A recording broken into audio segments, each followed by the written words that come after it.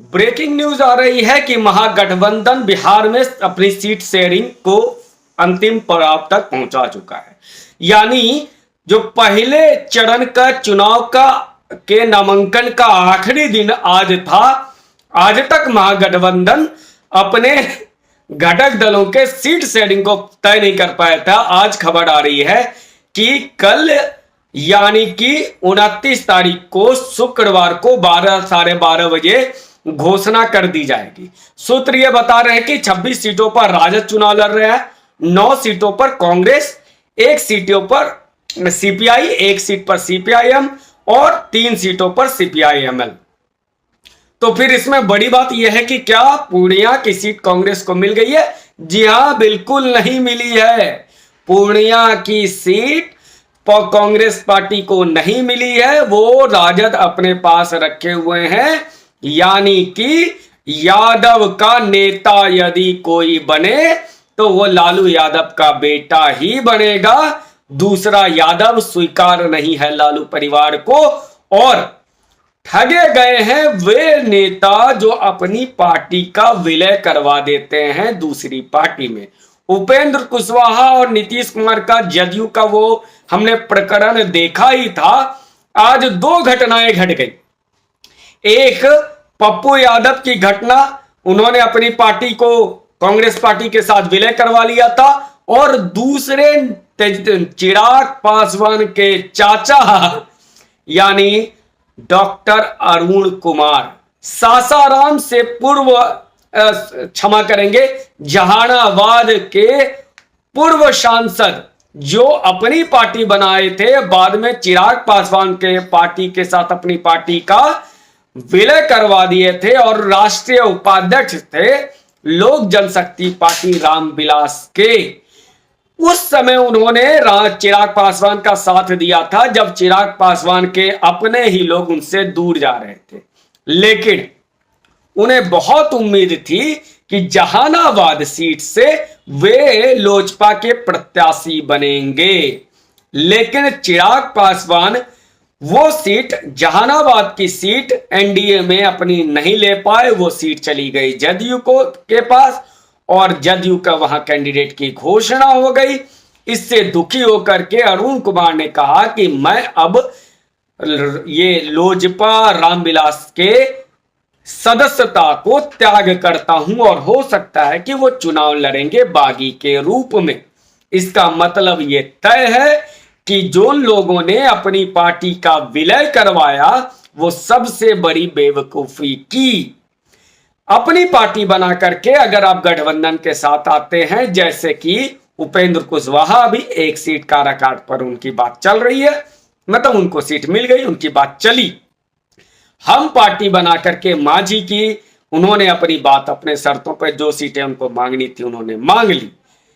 इसी तरह से पप्पू यादव भी यदि वो अपनी पार्टी बनाकर रहते तो शायद गठबंधन में आ जाते। लेकिन लालू यादव कभी नहीं चाहेंगे कि कोई यादव नेता बिहार में खड़ा हो जाए अनटिल अनलेस यदि उनके वंश का ना हो या उनका कोई करीबी ना हो। लालू यादव को पता है पप्पू यादव मीडिया के चेहरे रहे हैं, ऐसे में तेजस्वी यादव के लिए वो बड़ा खतरा है भविष्य में। वहीं पर अरुण कुमार के साथ ये खेल चिराग पासवान ने गाहे बगाहे तो कर दिया। वो उनको अरुण कुमार, जिस तरह से अरुण कुमार जी ने चिराग पासवान की मदद की थी, चिराग पासवान को भी उनकी मदद करनी चाहिए थी। कोई 1 सीट वो जदयू को देकर उनके बदले में ले सकते थे। लेकिन राजनीति में जो चीज दिखता है वो उतना होता नहीं है, अंदर खाने बहुत सारी चीजें हैं। चिराग को भी ये डर है कि अब उनके जो अपने लोग ही उनके साथ दगाबाजी कर रहे हैं, इसीलिए वो जमुई सीट से अपने जीजा को ही टिकट दे दिए। और बात है कि ऐसी घटनाएं तो घटती रहती है, परिवारवाद की पार्टियों में ये बातें तो चलती रहती है और इसको जनता ने स्वीकार भी कर लिया है। हाजीपुर से खुद चिराग पासवान चुनाव लड़ रहे हैं और जमुई से, जहां से वो 2 बार के सांसद थे, वहां से उनके जीजा चुनाव लड़ रहे हैं। वही सबसे बड़ी बात यह है कि मुकेश सहनी का क्या हुआ। वो मुकेश सहनी जो सन ऑफ मल्लाह के नाम से राजनीति में आए थे, उनकी नैया ना महागठबंधन के तरफ गई ना एनडीए की तरफ गई, उनकी नैया बीच मझधार में फंसी रह गई है, क्योंकि एनडीए के सीटों का घोषणा हो गया, उनके सीट शेयरिंग हो गई, उसमें मुकेश सहनी का नाम नहीं था। महागठबंधन में जो सीट शेयरिंग हुई है उसमें भी मुकेश सहनी का नाम नहीं है।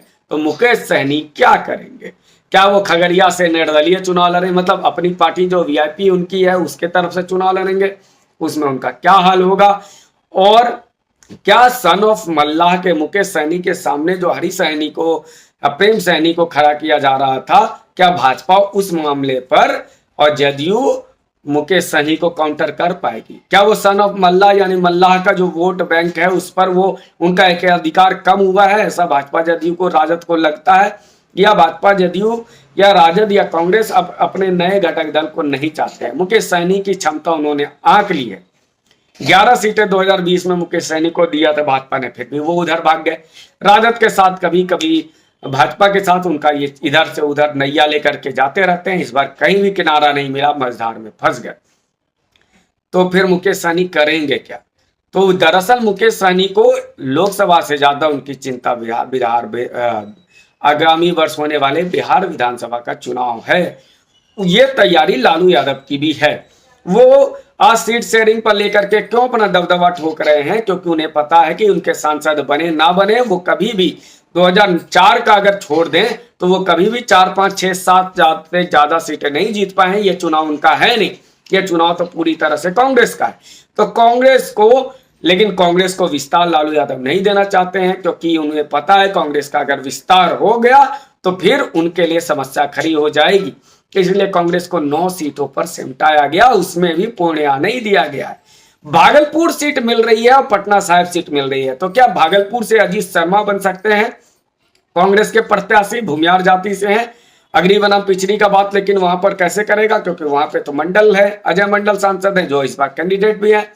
वहीं पटना साहिब से प्रवीण सिंह कुशवाहा जो पिछले बार बिहार विधानसभा चुनाव 2020 में चुनाव लड़े थे, पटना साहिब से अच्छे वोट लेकर के आए थे, यद्यपि वो हार गए थे नंदकिशोर यादव के हाथों, फिर भी क्या प्रवीण सिंह कुशवाहा बनेंगे?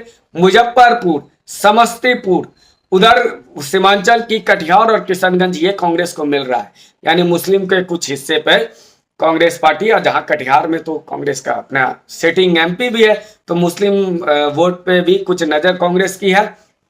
उधर अग्नि जाति में भी कांग्रेस की पकड़ है और वो उसको पकड़ को बनाए रखना चाहते हैं। बहरहाल जो होगा, लेकिन ठगे तो गए अरुण कुमार, ठगे गए पप्पू यादव और बीच मझधार में फंस करके रह गए सन ऑफ मल्लाह मुकेश सहनी। देखते हैं इन तीनों का क्या होगा, क्या ये बागी बनेंगे या कोई खेल बिगाड़ेंगे, या फिर अभी कुछ खेल बाकी है। इस पर हमारी नजर बनी रहेगी। उम्मीद करता हूं ये वीडियो विश्लेषण आपको पसंद आया होगा। पसंद आया तो कृपया इसको लाइक कीजिए, शेयर कीजिए और हाँ, इस चैनल को सब्सक्राइब जरूर कीजिए। धन्यवाद।